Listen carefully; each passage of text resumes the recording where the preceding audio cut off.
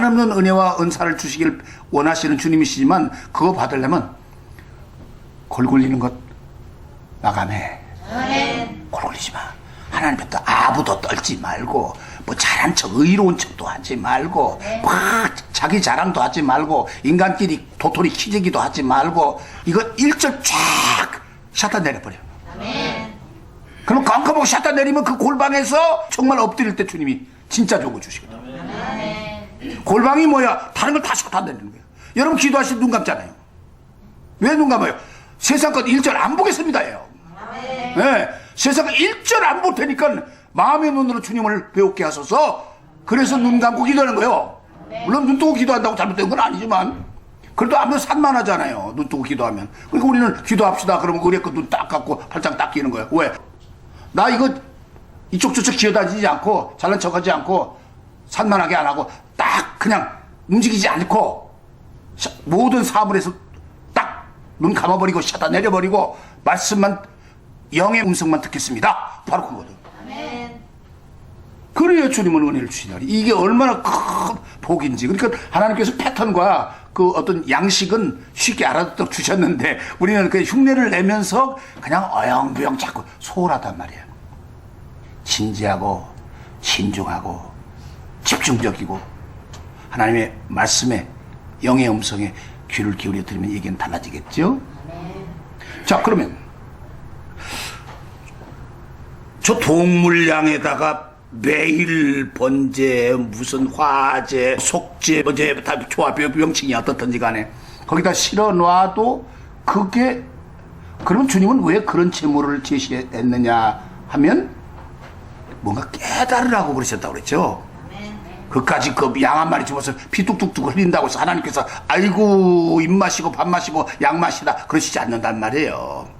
인간이 그 의식을 행하는 동안에 뭔가 깨닫게 하시려고 그렇게 구체적으로 지목해 주신 거거든요. 그런데 보세요. 과정이 어떻든 이후에 어떻든 사람들의 그 제사 의식을 죄 없이 하는 속죄 의식의 양제사를 그렇게 드려도 죄는 없어지지 않더라 이 말이지.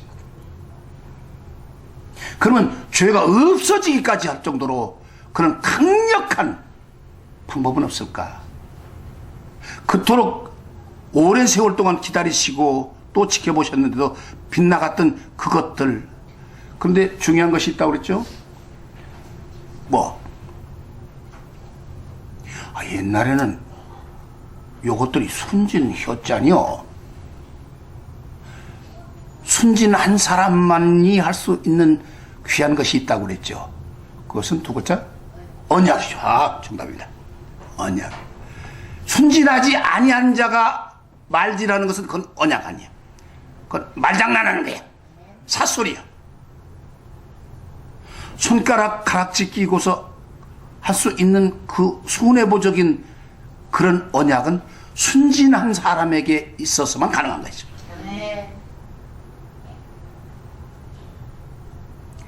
아담도 순진할 때는 언약의 대상 아니었습니까? 그것을 영적 범주에 드는 사람이라고 합니다.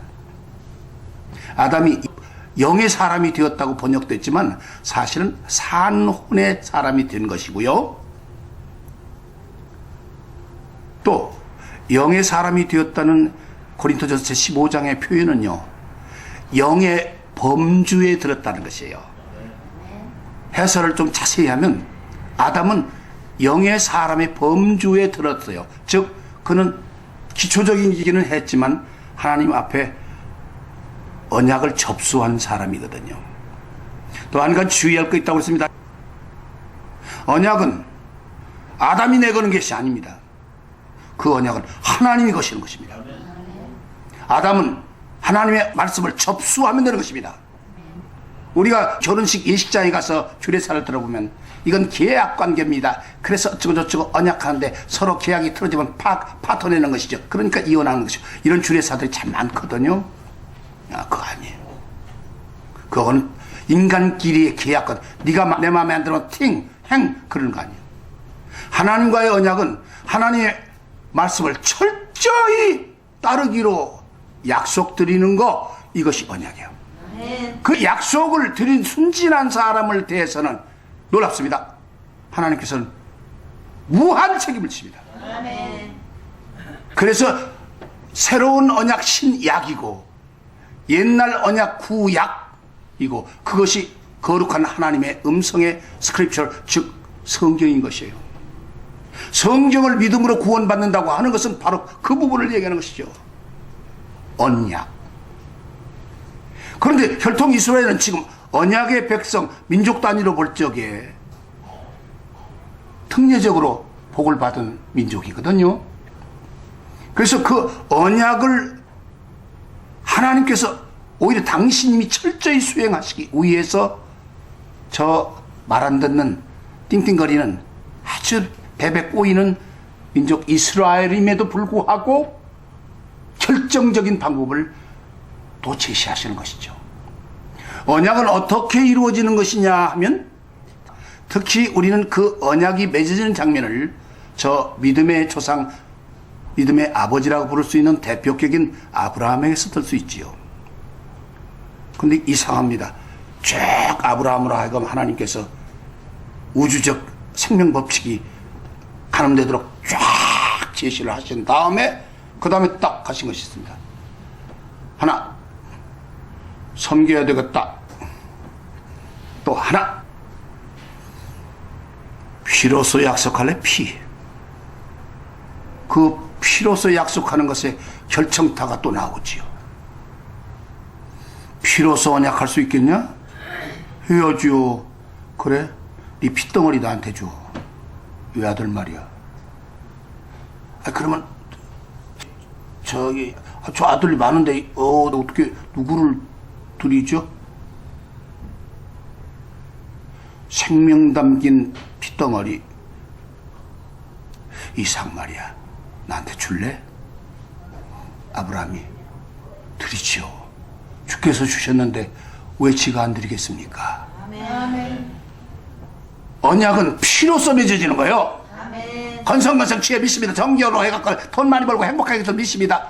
그러니까 거리가 한참 창조주 하나님이 하시는 일을 그렇게 단순 논리로다가 어디 그런 거 아닙니다. 거듭 말하죠. 우리는 늘 알고 있죠. 누가복음 제18장 8절의 말씀, 마태복음 제7장 21절 23절의 말씀, 영생 구원 얻는 사람은 아주 드물어. 이분은 주야 주여 주술 외우듯이 해도 아니요. 주님이 친히 하신 말씀을 지금 우리는 인용하고 있죠. 무엇? 그런 그 흉내내는 냄새 풍기는 종교적인 의식보다 더 중요한 것은 그 사람이 속 사람이 하나님과 만나느냐, 그게 중요한 거예요. 속 사람이 만나는 거예요. 겉 사람 말고. 주님이 보실 때는 그래서 이런 얘기 했잖아요. 1절에도 사람들은 아이고 저주받아가지고 고아가 됐고 과부가 됐으니까 얼마나 못한 것이 있으면 죄값 받느라 과부가 되고 그 새끼들은 다 고아가 됐을까. 그러므로 저주가 있을지어다. 그러지 말어. 과부와 고아를 살피시고 오히려 지켜보시는 하나님이시여. 아멘. 아멘. 그거 안 해야 돼. 그 진리를 알아야 돼. 그런 거 모르고 자꾸 덤벙대니까 주님하고는 깊은 대화가 이루어지지 않거든. 참 그러네. 죄가 없어지질 않아. 인성적인 거, 육체의 사람. 그걸 그냥 똘똘 뭉쳐가지고 도배를 하고 바르고 있는 거야. 그거 아니거든. 그거 아니야. 어찌하면 좋을까? 이 참 엄청난 더럽고 그냥 덕지덕지 떡게 가진 이거를 씻으려면 방법은 없는데 그것을 씻어주시기 위해서 주님이 제일 먼저 하신 작업은 무엇이냐면 대화 트는 거지. 여러분, 대화가 막히지 않도록 여러분의 모든 생활을 조율하십시오.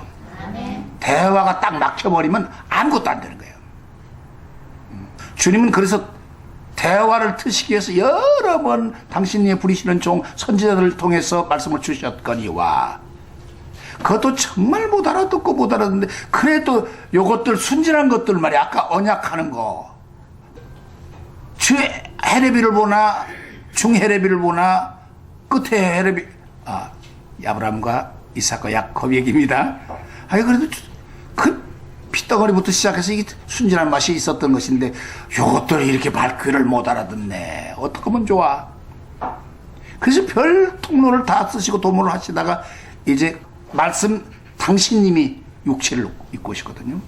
아론의 제사법으로 아무리 1년 365일을 계속 그렇게 해도 죄가 없어지지도 멀어지지도 않더라. 그 혈통 이스라엘은 계속해서 죄 가운데서 답보 상태에 있는 것이죠. 그러면 그 문제를 해결하기 위해서 하나님 말씀이신 그분이 직접 오셔서 제일 먼저 하신 것이 뭐라고? 말씀을 대화를 나누기 시작했어요. 그러니까 예수의 공생애는 참 특이합니다. 예를 들어서 이런 것이죠. 예수 그리스도가 실제적으로 어떻게 발걸음을 옮기셔서 우리를 구원으로 확 인간 자체를 뒤집어 버리시는가를 이제 원스텝 들어갑니다. 은혜 충만하고 어렵기도 하면서 그 말씀이 여러분의 중심, the hidden man, 감추어진 사람의 마음속에 닿으면 여러분 성도 되는 거예요. 성도다운 성도 말이에요. 그 얘기한 것입니다. 예수님은 공생애를 시작하시려고 할 때가 나이가 몇 살이라고 했더라? 그때가 실제 나이는 34살이었죠. 법정 나이는 30살. 그래서 흔히 우리는 예수가 30살 때 공생애를 시작해서 33살 반 때 죽었다 뭐 이렇게 하는데 그거 아니고 실제 나이는 34세 때입니다. 그런데 그 공생애를 시작하시기 전에 사고 친 거 하나 있어요. 그 사고가 무슨 사고냐면 사건이죠. 물론 요한복음 제2장의 사고예요. 예수님은 평범한 듯 편안하신 분이에요.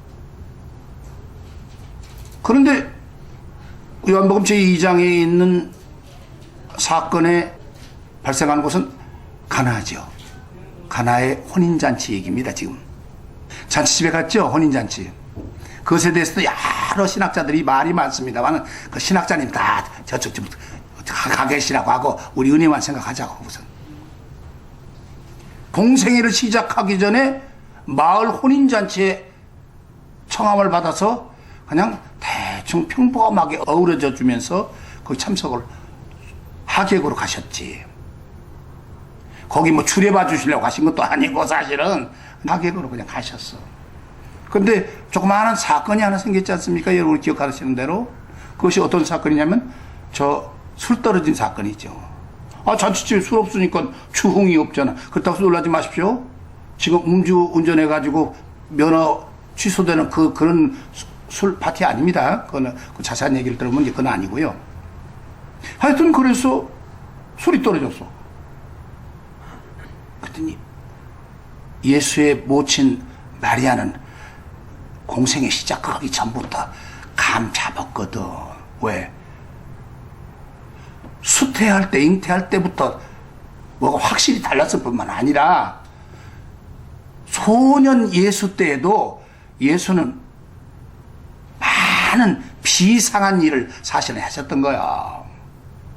그것은 구원과 직접적인 상관이 없기 때문에 성경의 기록으로 남기지는 않았을 뿐이지만 비전을 보면, 비밀스러운 그 전승을 보면 예수께서 소년 때 그 능력 아주 없겠습니까? 그러기 때문에 하나님의 성령이 그에게 충만하게 들어가셔서 공생애를 했을 때 그냥 파워 푸싱을 한 거죠. 사도행전 제10장 38절에 얘기를 지금 하고 있습니다. 마리아가 말이야. 못 참고 말이야. 내가 말이야. 참 그러네. 좀 어떻게 좀 해볼 수 없을까? 아드님한테 어떻게 해볼 수 좀 없을까? 아직 내 때가 아닌데요. 그래도 분위기도 그렇고 썰렁해지기 시작하는데 그러네. 그랬더니 눈을 찔끔 감고 마리아가 여봐 자네들 말이지. 자네들 지금 그냥 자기 때가 아니라고 얘기하시지만 내가 눈 찔끗할 테니까 눈 찔끔 감고 기다렸다가 입에 담으시면 그 말씀대로 말해버려. 그럼 뭐가 기이한 일이 벌어질 거야. 그래서 이제 그 하인들이 이렇게 서 있으니까 아이씨 예수님이 약점 건드렸어. 예수님 보통 분이요. 권세 휘두르는 분 아니라고.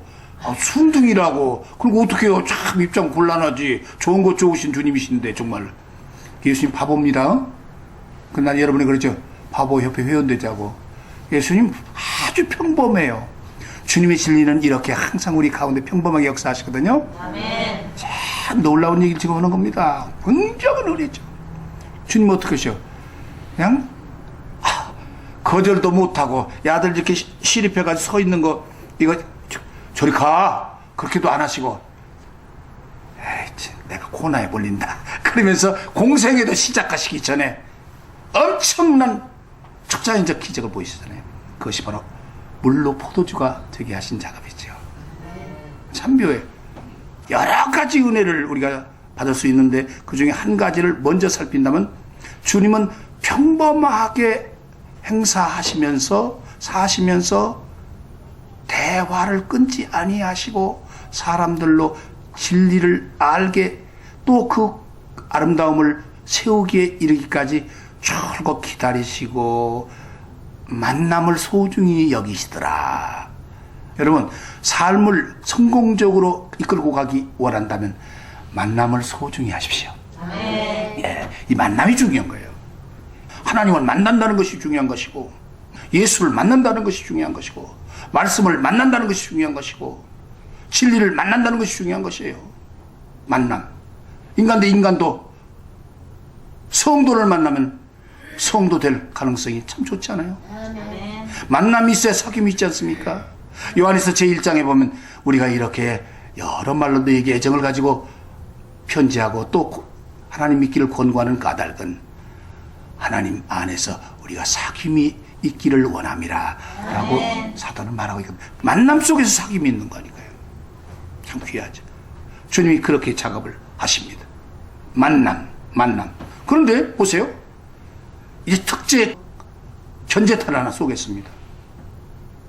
아까 아론 들으면 뜯들어겠지만 제사장 아론이 하나님의 율법을 받았을 때는 하나님의 성품과 하나님의 거룩하심의 대원칙과 그 대원칙이 존중되어야겠다고 하는 귀한 하나님의 크신 생명 곧 사랑의 뜻이 함께 들어있는 거거든요.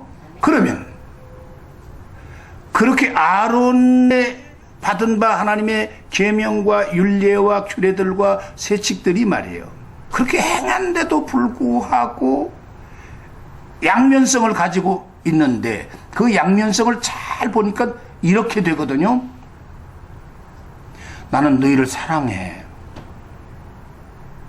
죄 지지 마라 임마들아. 그리고 제대로 해. 아니면 죽어. 야, 하나님은 얼르고 뺨치시는지, 뭐, 한쪽에는 무슨 솜사탕보다 더 그냥 부드럽게 어찌다가 살벌할 때 보니까 막 금방 비수보다 더 날카롭고, 그거 어떡하란 말이야? 이게 문제거든. 어떻게 감당을 못하는 거거든. 그러면 아까도 얘기했지만은 제사장 아론이 맨날 같이 제사의식을 해도 죄가 없어지지 않고 사라지지 않고 죄가 사라지지 않다면 나는 의인이 아닌데 의로운 사람만 만나주실 하나님이신 건 틀림없는데 정말로 의인은 없으니 하나도 없으니까 하나님의 영광을 볼 수가 없는데 그러면 도대체 어떻게 이 답이 나온단 말입니까? 이것이 우리 앞에 당면한 심각한 문제거든요. 심각한 문제예요. 그거 어떻게 하면 좋냐? 자, 예수. 전에 얘기했던 거, 은혜 나눴던 것, 이제 거기 한번 가봐야겠습니다. 예수라는 일은 조금 전에 말한 것처럼 함에도 불구합니다. 함에도 불구하고. 예수는 육체를 입고 오셔서 대화를 트자고, 물꼬를 트자고 하셔요. 고쳐지든 안 고쳐지든 그건 다음 문제야. 어찌 말하면 대화를 시작해야 만남도 형성되니까. 그래서 조금 전에 말한 대로 가나 혼인잔치의 그 얘기처럼 예수님이 공생애를 시작하시기 전부터 취하신 심사언행은 대화. 여러분 우리 주님하고 대화, 염치불구하고 하십시오. 그것을 기도라고 합니다. 염치불구하고 주님하고 그냥 그 어떤 형식은 둘째예요. 소리를 막 빡빡 지르고 산기도 하는 사람처럼 가서 주여미십니다 하고 소나무 뿌리를 흔들어 대든지, 골방에 탁 쳤다 내리고서 궁디를 바싹 지켜들고 머리를 막고 그냥 다른 주님이다 그러든지, 주님 소원이 있습니다 들어주세요 내가 그러면 꼭 갚을게요 그러든지, 못 갚을 거 뻘쩡한 사기꾼 마음인지 지도 알면서도 절박할 때만 하나님 찾든지 하여튼 기도하세요. 좌우지가 대화가 있어야 뭐가 이루어져. 그것이 만남이니까. 만남의 수단 매체는 제일 1차적인 것이 대화에 있습니다. 그러므로 여러분 하나님과 대화하시고 은혜 받으시기 원하신다면 너의 소원, 속 사람의 마음, 그 응어리진 거라든가 간절함이 어디냐, 그거 한번 주님께 알아봐. 주님은 기꺼이 대화에 응하시는 분이에요. 이제 폭포수처럼 연이 쏟아집니다. 예수님의 행보, 발걸음, 그 숨겨진 그 비밀스러운 은혜가 엄청난. 나중에는 어디로 가냐? 어우, 덜커덕. 나중에는 십자가로 가죠. 그 생각과는 자꾸 눈물이 나지 않습니까? 늘 울어도 눈물로써 못 갚을 줄 알아. 그 거룩하신 몸을 주신 주님, 나도 어설프지만 몸밖에 드릴 것 없어 이 몸 바칩니다. 그것이 영생하는 주님과 우리의 진짜 사랑이요. 그 사랑 갖는 것이 진짜 믿음이요.